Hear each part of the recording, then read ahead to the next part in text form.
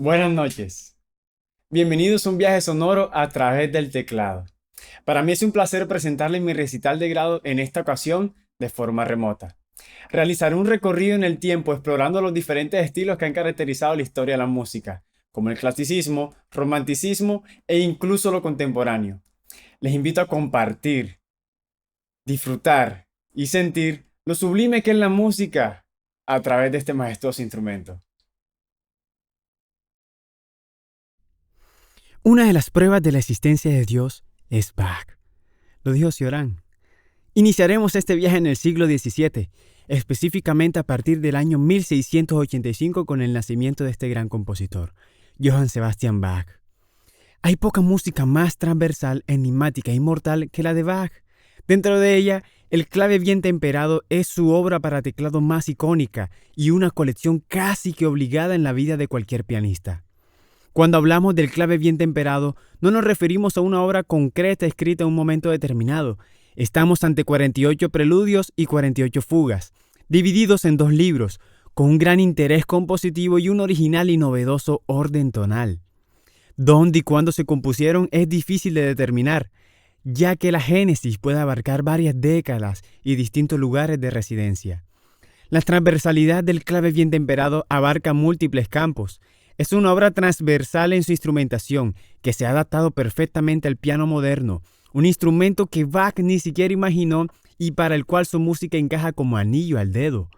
La traducción literal del alemán es clave con temperamento bueno, en contraposición a otros tipos de temperamentos. Siempre es complicado descifrar a Bach, si se trata de la calidad sonora del instrumento o si se trata de la bondad con que debe ser sonado el clave.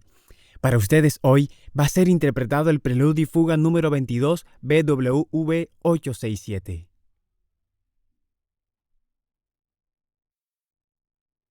Seguido, llegaremos a un estilo muy conocido, el clasicismo. Este abarca el medio siglo que transcurre entre 1750 con la muerte de Johann Sebastian Bach y las primeras obras revolucionarias de Beethoven. Pensamos en una época y estilos caracterizados en líneas generales por la búsqueda de claridad en la forma y el contenido, por un equilibrio expresivo y una moderación y serenidad ejemplar. Mozart, el gran representante de lo clásico y gran referente universal de lo académico, recuperó el contrapunto del barroco adaptándolo al estilo clásico, aportó sofisticación técnica e imprimió mayor expresión emocional en el cuarteto y quinteto de cuerdas y en las sonatas para piano. Gracias a él se popularizó el concierto para piano. Su estilo se caracteriza porque explotó la armonía cromática como ningún otro compositor lo había hecho antes. Improvisaba en sus presentaciones y logró con gran maestría incorporar influencias de otros estilos como la fuga o la ópera bufa a sus obras. Los aportes de Mozart al clasicismo no solo le hicieron apoderarse de su tiempo, sino que transformó la idea general del mundo musical académico en una sola expresión: música clásica. Durante este viaje escucharán la sonata número 12K 332 en fa mayor de este gran compositor.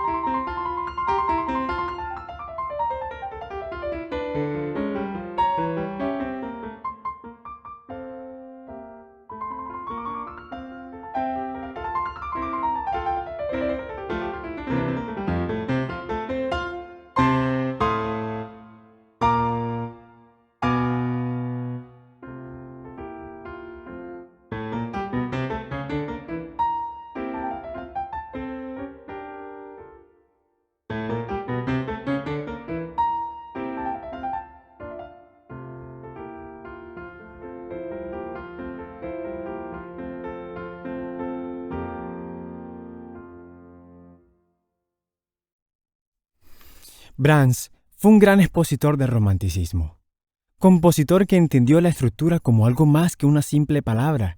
La entendió como el orden lógico y a la vez el ámbito en que se contienen una serie de vivencias que se expresan por medio de un determinado lenguaje. A Brahms le parecía imposible desligar lo conceptual de lo formal sin que se produjera la destrucción de la obra artística. En este aspecto, fue el compositor que más cuidó del sutil y fragilísimo equilibrio entre fondo y forma, entre contenido y continente, que lleva a una asombrosa perfección del producto final. Brahms no encarna el ideal del artista romántico que trata de vivir en concordancia con su creación, pero este aspecto contradictorio es en realidad una apariencia externa. En el fondo, la verdad más íntima es la belleza y la bondad del espíritu. Brahms fue, como tantos grandes creadores, producto de la armonía de los contrarios. Hombre romántico por la confesión de sus sentimientos, su lirismo y su preponderante intimismo expresivo en el piano, el lied y la música de cámara. Libertad y norma es la difícil conciliación de dos tendencias creadoras. Entre estos dos extremos surgió la obra de Johannes Brahms, que alcanzó lo que se puede llamar la perfección del romanticismo. Se interpretará el scherzo de la sonata Fae para violín y piano. A la mitad de nuestra travesía llegamos a un estilo mágico, el impresionismo. Y Claro de Luna probablemente es la pieza más conocida de Debussy.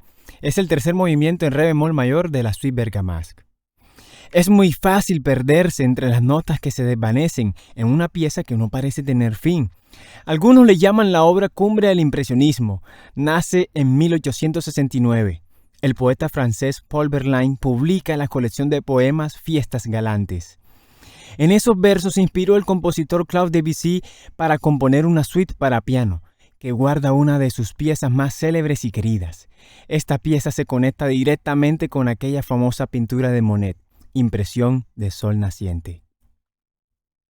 Es mi deseo que disfrutes del romanticismo y el virtuosismo de Brahms y de la noche de ensueño que te hace recrear Debussy.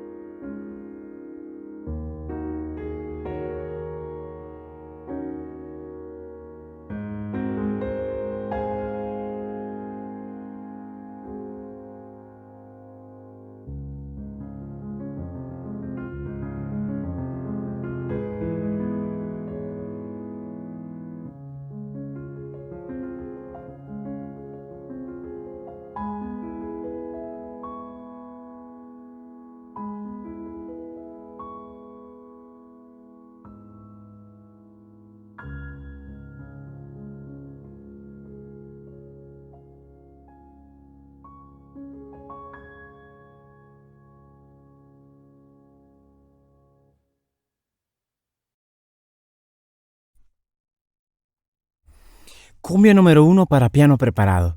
Esta es una obra compuesta por Víctor de la Hoz, estudiante de música en el énfasis en composición de la Universidad del Atlántico. Esta obra pertenece al trabajo de investigación de grado. Está inspirada en el ritmo y la forma tradicional de la cumbia, específicamente la cumbia de millo. Se caracteriza por usar en su acompañamiento tocado con la mano izquierda un estilo pianístico del jazz llamado stride piano y por conservar varias características de la cumbia tradicional. Llama la atención la preparación del piano al momento de realizar el performance y el uso de instrumentos auxiliares. En esta oportunidad, las preparaciones del instrumento se realizaron de manera digital debido a la emergencia sanitaria, lo que llevó al análisis y búsqueda de herramientas e instrumentos digitales, tales como los VST. Y para cerrar con broche de oro, lo haremos desde La Habana, Cuba. La comparsa. Una de las primeras creaciones musicales de Ernesto Lecuona, reveladora del genio de su autor, de su condición de compositor nato y de los fundamentos de su pensamiento musical. En ella se desarrolla una sintaxis musical donde se integran los factores de la tradición con la real inventiva e imaginación propia de sus extraordinarias facultades. La obra evoca las imágenes de una comparsa del carnaval habanero, a la vez que es percibida por el oyente en su verdadero carácter de baile traslaticio. Es decir, se escucha la comparsa cómo surge desde la lejanía, se desplaza y se acerca hasta el momento climático en que se encuentra justo a nuestro lado y continúa su paso para irse alejando en la distancia y desaparecer.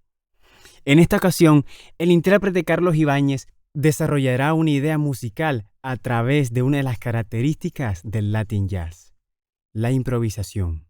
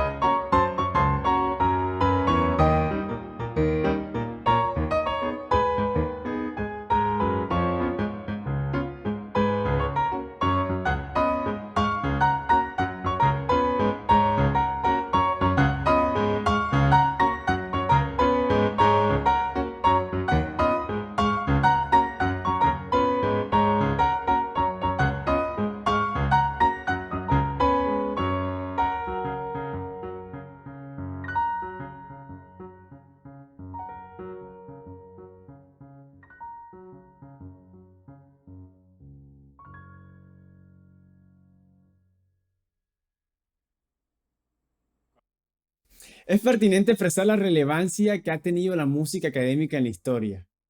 Su existencia ha revolucionado las diferentes áreas de la música como la composición, dirección, producción e interpretación, desde lo primitivo hasta lo contemporáneo.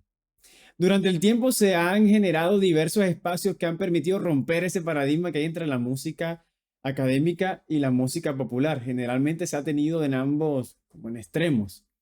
En Latinoamérica, a través de la existencia que desarrolla la técnica al estudiar música académica, se ha podido poco a poco producir y diversificar repertorio inspirado en los ritmos autóctonos de cada región, como la cumbia, como lo pudieron escuchar, porro, en el caso del Caribe colombiano, ritmos que son originarios en otros formatos. Con esto quiero resaltar lo importante que es interpretar y producir música inspirada en lo nuestro. No dejemos morir este tipo de repertorio. Con esta pequeña reflexión hemos llegado al final de nuestro viaje. Gracias. Gracias por ser parte de esta experiencia auditiva. Agradezco a Dios, a mi familia, a mis maestros y colegas por hacer que este recital hubiese sido posible. Muchas gracias.